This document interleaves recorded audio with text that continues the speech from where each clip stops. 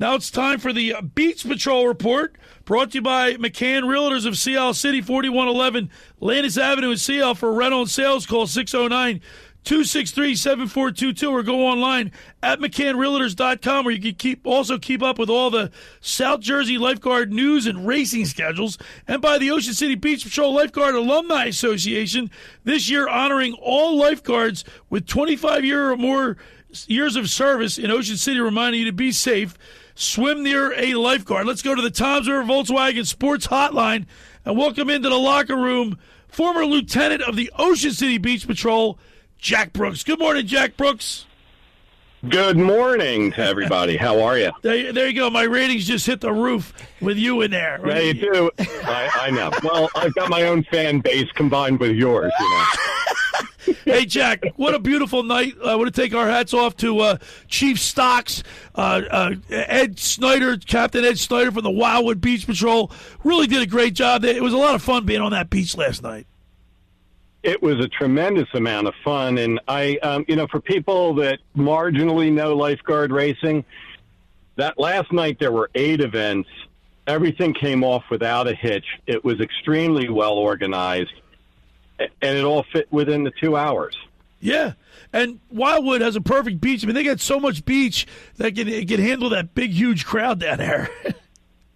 Oh, my goodness. It grows every time I'm down there. I was explaining to Chief Stock that when I swam in races down there, you were going right on the outside of those piers. You were in the water there. Oh, is that right? Now that's another 200 yards away. Well, this was about 1850 that I was doing that. Jack, we broadcasted live last night. Former chief of the Longport Beach Patrol, Dan Adams, joined us, and we had the call. 8, like you said, 8 events, and the winner of the event last night was the Brigantine Beach Patrol, followed by a Longport Beach Patrol. They came in second, and the Ocean City Beach Patrol came in third. You know, it's not surprising. A lot of them have depth, and they've got a lot of talent in there between swimming, paddling, even the running last night. Now, that's not an event that's normally in there. And then, of course, the rowing events, singles and doubles. I was very impressed by the people that showed up. It was our first look at everything from Brigantine to Cape May Point, and all those patrols competing at one time. It's a great setup for the next few weeks.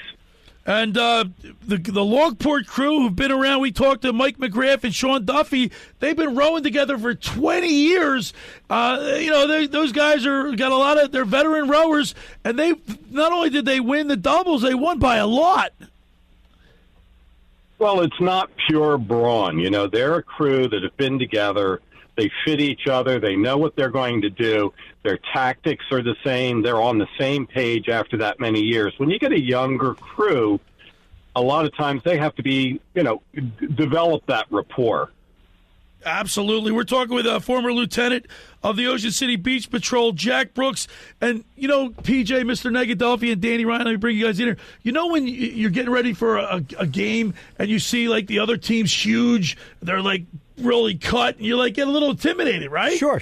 Same thing applies for the guys on the Beach Patrol. You look at these guys, and you're like, wow, that team's – they look like they're going – but guess what? That's not how it is. You got guys that are like the Savelle brothers. They're not like the biggest guys in the world, Jack, and they just cut right through the ocean. It's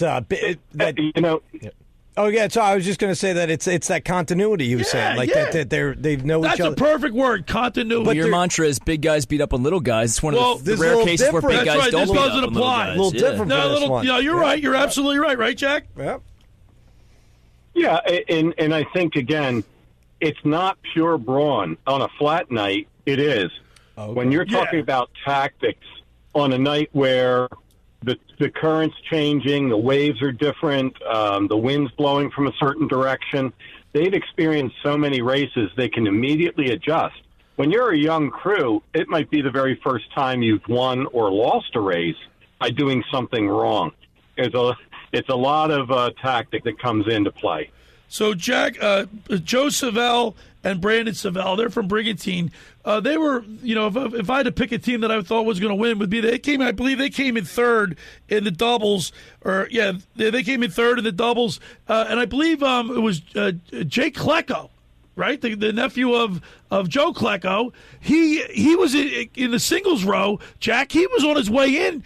He looked like he caught an outside wave, took it in, and then he broached, turned completely around like 10 yards from the finish line, and I think he came in fourth. Oh no!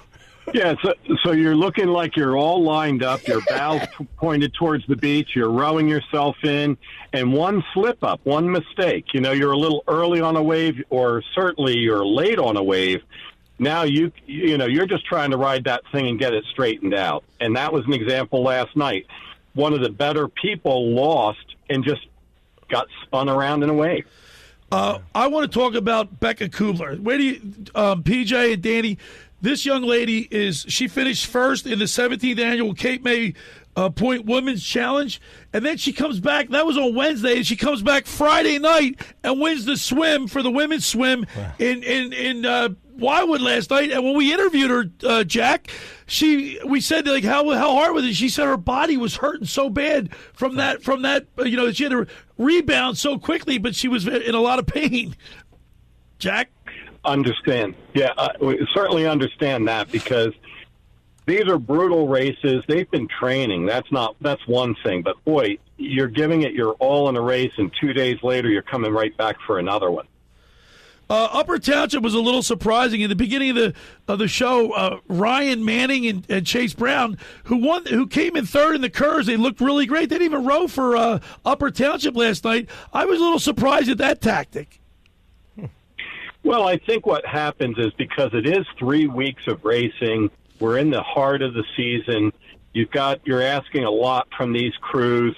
Certainly a little bit younger. Well, Jack, people, excuse me, let me break in, Jack. I heard through the grapevine that they didn't win their race off in their city challenge. Oh, well, there you go too. There's always somebody within the city is coming after you before you even go after other cities, and that can happen this time of year. Overall, what a great night for racing, Jack Brooks. Next Friday, we will be broadcasting live from the Margate Memorials, live from the beach in Margate with the call. That's going to be a great race, because, the big three, Wildwood, Margate, and then the South Jersey Lifeguard Championships. But you go from 8 events to the big three, the singles, the doubles, and the swim, Jack Brooks. Yeah, you're back down to what was traditionally the South Jersey racing style and championships. Had 8 events last night. Normally it's the core 3, where you start with a doubles row, then you go to the swim, then you finish with a singles row. Makes sense. This time of year, I hate to say it, but the days get a little shorter. Yeah. But that's the way they used to race. Captain Ed Snyder was, when I said that to him, he was like, "Billy, be quiet," but it's the truth. We wait all year for the summer to come, and racing, there's no better event. I mean, when we talk about Margate this week. Right in front of Lucy the Elephant. Oh, my God, I love it. Right by Lucy the Elephant, they roll out a great event. It's probably the most viewers on the beach, that event. They really, really do pack the beach. It's great time. What else is free? I mean, in today's world, where can you take the kids for an evening, spend it on the beach, watch the sunset, and see fantastic competition? Hey, Jack, you were a little surprised yesterday when those 4 kids came up and wanted my autograph. I was surprised because it was you, not me. Jack was more excited than I was. He goes, "They're asking for your autograph." They go, "Are you Billy Schweim? Are you Billy Schweim?" It was so funny. That's awesome. But it was great. We were giving cups away, the cups. That's cool. We gave the cups, by the way, courtesy of Mr. Negadelphia, PJ Corda, who we want to thank PJ for getting those cups. We were throwing cups out of the tower. That's awesome. People were digging it. They loved it. That's awesome. Jack, great job last night. You have to do things like that because it really connects with the community. And, Billy, I just want to tell you, on our alumni Facebook page, we had over 200 people view that we were doing the race live last night. Nice. And so I know it builds. People that can't get there, they can tune in online. They can listen on their radio. They can catch some of the action. But, boy, if you can make it out on Friday down there in Margate and you can make it the following Friday in Avalon, you're going to see something that is just pure New Jersey lifeguard racing. It's exclusive to South Jersey. And Jack Brooks, I really appreciate all the effort you put in to last night's broadcast. Look forward to working with you again this Friday and the following Friday, the South Jersey Lifeguard Championships in Avalon this year. I really can't wait because it's really the time of year where you get excited. It's a team sport. I mean, people that don't even know a lifeguard will go out and shout OC or Avalon or Sea Isle. You know, it's just a great time. And boy, you know, you get those young people on the beach. I mean, we're talking about 16-year-olds to after college age people. I mean, there's a lot of energy that goes into these. A lot of beautiful people walking around. By the way, real quick, we have this beach patrol. We have this beach patrol report, PJ. But guess what? Avalon, Ryan Finnegan, who represents Brigantine in the singles row. Those guys were involved in a huge rescue. A boat hit the rocks, right, Jack, last week, and those guys were Johnny on the spot and rescued everybody. Oh wow! Yeah, you know, it was national news. Everybody got out alive. That was the key. I think there were 11 people on the boat. Yeah. Lord only knows how many lifeguards responded. It was on national news. There was some great video of it. But Good Morning America ran right up. No way. Yeah. Yep. Ran right up against a jetty, and it was a hairy situation. You know, these inlets, they shift. The sand shifts. It's not really the captain making a mistake. I mean, you can just get a little off course, and the next thing you know, you're a victim of the sea. There's shipwrecks all over South Jersey. I mean, hundreds and hundreds of them that the lifeguards have responded to for the years, life-saving services before that. This is how deep the traditions go. And we want to thank the Avalon Beach Patrol Chief Matt Wolf. His crew is unbelievable. Lieutenant Eric Wolf. They do a fabulous job, and I'm sure they're going to put a great show on for the South Jersey Lifeguard Championships on Friday night. I believe it's August 8th. We'll be out there. Jack Brooks, as always, we appreciate you and look forward to Friday night in Margate. I'm looking forward to it as well, and anybody that can come on out, get a cup and get my autograph besides Billy. All right, Jack. I got my Sharpie working, Billy. I know. I got my own stock. Yeah, I'm sure you do, Jack. All right, Jack. Thanks a lot, buddy. We'll see you next week.